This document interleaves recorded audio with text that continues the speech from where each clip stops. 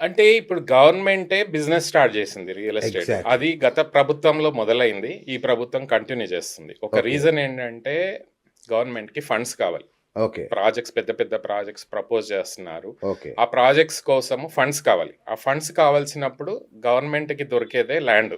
మన హ్మ్. దగ్గర అబండెంట్‌గా ఉంది హైదరాబాద్ చుట్టుపక్కల 360 డిగ్రీస్‌లో వేరే కరెక్ట్. సిటీస్‌కి కరెక్ట్. లేని అడ్వాంటేజ్ హైదరాబాద్‌లో ఉంది. అవును. అందులో నియోపోలిస్, కోకాపేట్ ఏరియా మీకు తెలుసు కదా! లాస్ట్ ఆక్షన్స్‌లోనే ఫస్ట్ ఆక్షన్‌లో 30, 40 కోట్లకెళ్ళింది. సెకండ్ ఆక్షన్ వచ్చేసరికి 60-100 కోట్లకెళ్ళింది. థర్డ్ ఆక్షన్ మరి రేవంత్ రెడ్డి గారు వచ్చాక మళ్ళీ ప్రపోజ్ చేస్తే ఈసారి ఏకంగా 130 క్రోర్స్ నుంచి 150 క్రోర్స్ దాకా 6 ప్లాట్లు అమ్మితే national level players like brigade గానీ, గాడ్రేజ్ గానీ, మన లోకల్‌గా ఎంఎస్ఎన్ కానీ వీళ్ళు కొనుక్కున్నారు. అందులో అగ్రెసివ్‌గా కొన్నారు. రైట్. 150 క్రోర్స్ దాకా వెళ్ళింది. ఇది అంటే డిమాండ్‌ని బట్టి కొన్నారా? లేదు సిటీలో మార్కెట్ ఇంప్రూవ్ చేయాలని కొన్నారా? బిల్డర్స్ వైపు నుంచి చూస్తే అది అర్థం అవ్వట్లేదు. రైట్. అలాగే గవర్నమెంట్ కావాల్సి పుష్ చేసి ఈ బిల్డర్స్‌ని అందరిని ఆ రేట్‌లో కొనమన్నారా అనేది కూడా బయటికి ఎక్కడా తెలియట్లేదు. కరెక్ట్. బట్ ఫైనల్‌గా మాత్రము కోకాపేట్ ఏరియాలో 150 క్రోర్స్ అయింది. దాని ఎఫెక్ట్ ఏమైంది? ఆ చుట్టుపక్కల కూడా ల్యాండ్ వాల్యూ అంతే బాగా గదా! పెరిగింది.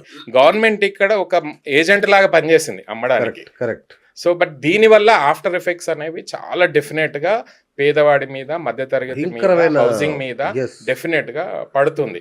ఇప్పుడు ఎందుకంటే వాళ్ళు కోకాపేట్ మాత్రమే అమ్ముంటారు 150 క్రోర్స్. కానీ కోకాపేట్ చుట్టుపక్కల కూడా అదే రేంజ్‌లో ఇప్పుడు డెవలపర్స్ కొనాల్సొస్తుంది. డెవలపర్స్ కొంటే, ఫ్లాట్స్ కొంటే వాళ్ళు ప్రైస్ పెంచాల్సొస్తది. పెంచాల్సి ప్రైస్ వస్తది. పెరిగితే భారం ఎవరి మీద పడుతుంది?